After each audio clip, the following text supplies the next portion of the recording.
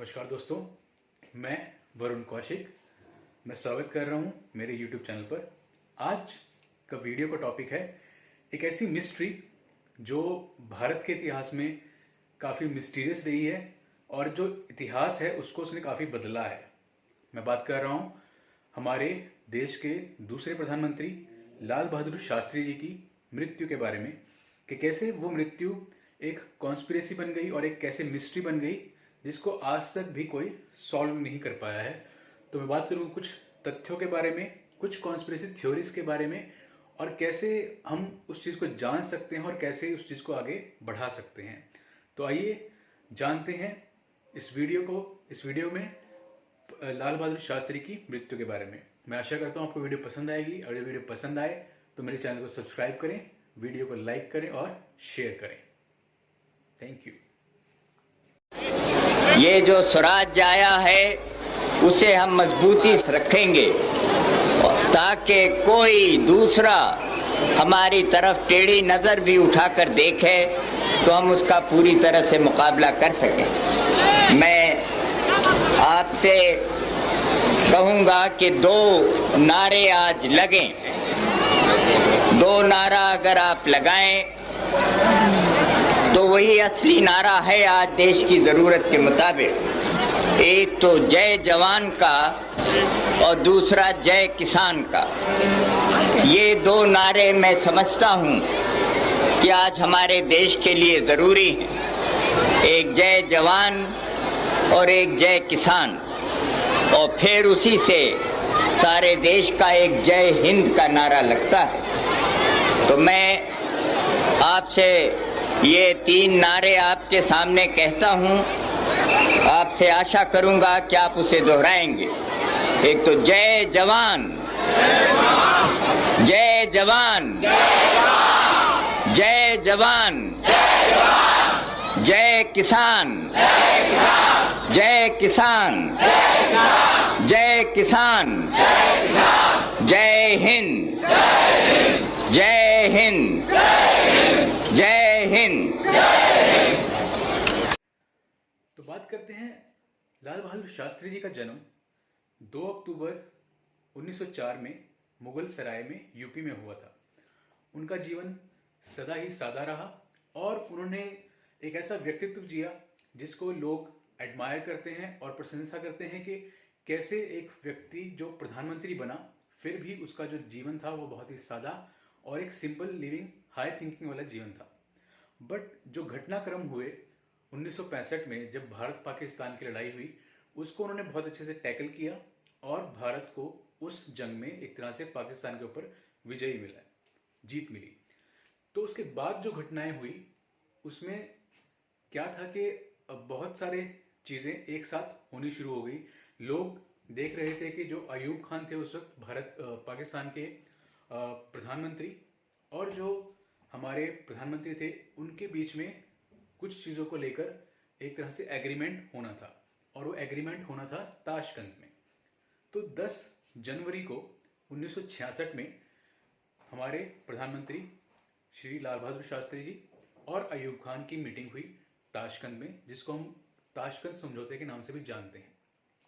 Tashkent में अयूब खान और लाल बहादुर शास्त्री जी का एक समझौता हुआ जिसको भारत पाकिस्तान का ताशकंद समझौता भी कहते हैं 1966 में 10 जनवरी को। पर नेक्स्ट डे जो हमारे प्रधानमंत्री थे लाल बहादुर शास्त्री जी, उनको मृत पाया गया उनके कमरे में, यानी कि 11 जनवरी 1966 को लाल बहादुर शास्त्री जी मृत पाए गए अपने ही कमरे में ताशकंद में। उसके बाद की जो घटनाक्रम हुई वो कुछ इस प्रकार थी कि उनकी जो ऑटोप्सी हुई या जो उनका एक तरह से पोस्टमार्टम कह सकते हैं हुआ, उसमें दर्शाया गया कि ये एक हार्ट अटैक है, हार्ट अटैक की वजह से उनकी मृत्यु हुई। लेकिन उनके जो परिवार के लोग थे और जो उनके आसपास के जो उनके कलीग्स थे या उनके जो एलाइज थे, उन्होंने कहा कि लाल बहादुर शास्त्री को कभी भी कोई दिल की समस्या नहीं थी और वो हमेशा चुस्त और दुरुस्त रहते थे और फिट थे, बिल्कुल फिट थे। उनकी जो वाइफ थी, उनकी जो पत्नी थी ललिता शास्त्री, उन्होंने भी यही कहा कि जो उनकी सेहत कभी भी डाउनग्रेड नहीं थी और वो स्वस्थ और सादा जीवन व्यतीत करते थे, तो कैसे उनको हार्ट अटैक आ सकता है। कुछ लोगों ने इस ऑटोप्सी पे ही सवाल उठाए और कुछ लोगों ने कहा कि जब उन्होंने आसपास के लोगों से जब पता लगा तो लोगों ने बताया कि उनकी बॉडी पे हल्का हल्का नीली पड़ गई थी आफ्टर उनकी डेथ। तो हार्ट अटैक के बाद कभी भी बॉडी नीली नहीं पड़ती, ये कुछ डॉक्टर्स ने भी बताया, और जो उस वक्त आसपास के जो लोग थे, जो समझदार लोग थे, जो बुद्धिजीवी लोग थे, उन्होंने भी कहा कि हार्ट अटैक के बाद कभी भी बॉडी नीली नहीं पड़ती है। तो एक कॉन्स्पिरेसी थ्योरी, जो एक तरह से कॉन्ट्रोवर्शियल थ्योरी कह सकते हैं, उसमें ये माना गया कि लाल बहादुर शास्त्री को किसी ने जहर दिया या उनके खाने में जहर मिला दिया गया, जिसके कारण उनकी मृत्यु हुई। और जो इस चीज़ के पीछे जो एक तथ्य हैं वो ये हैं कि लोगों को भारत और पाकिस्तान की जो करीबियाँ थी, कुछ देशों को वो नामंजूर थी। पहली कॉन्स्पिरेसी ये कहती है कि जो शास्त्री जी थे वो बहुत ही ऐसे व्यक्तित्व के मतलब एक नेता थे जिन्होंने भारत और पाकिस्तान को करीब लाने की ट्राई करी, और वो चाहते थे कि जो हमारा एक तरह से महाद्वीप है, एशियन महाद्वीप, उसमें शांति बने और भारत और पाकिस्तान के बीच में जो चीज़ें चल रही हैं उनको कम किया जा सके, और जो एक तरह से देश में जो शांति है दोनों देशों में वो बरकरार की जा सके। तो पहली थ्योरी ये कहती है कि उनकी मृत्यु उन देशों ने या उन देशों के नेताओं ने कराई जो नहीं चाहते थे कि एशिया में और पर्टिकुलर पाकिस्तान और भारत में शांति ना बनी। दूसरी कॉन्स्पिरेसी थ्योरी कहती है कि जो भारत के ही जो नेता थे, जो कुछ नेता उनके बाद प्रधानमंत्री बने, या जो नेता चाहते थे कि लाल बहादुर शास्त्री का ऑरा इतना बड़ा ना हो कि वो एक ऐसे नेता बन जाएं कि उनके सामने कोई खड़ा ही ना हो पाए, उन लोगों ने मिलकर उनकी हत्या की साजिश रची और उनकी हत्या कराई। क्योंकि एक चीज़ ये भी मानी गई कि उनकी हत्या या उनकी जो मौत के बाद उनकी जो ऑटोप्सी थी वो पूरी तरह से नहीं बताई गई कि एग्जैक्टली उनकी डेथ कैसे हुई। जस्ट एक ये ब्रीफ में बता दिया गया कि उनकी मौत का कारण हार्ट अटैक हुआ, बट प्रॉपर जो एक डॉक्यूमेंटेशन है वो उनकी फैमिली को, ना ही उनके जो कलीग्स थे और जो उनके खास लोग थे उनको वो दी नहीं गई। तो सेकेंड थ्योरी के अकॉर्डिंग जो भारत के ही कुछ नेता जो उनको नहीं चाहते थे कि वो एक ऐसे एक उनका ऑरा इतना स्थापित हो जाए कि उनके आगे कोई और नेता ना टिक पाए, उन्होंने उनकी मृत्यु कराई।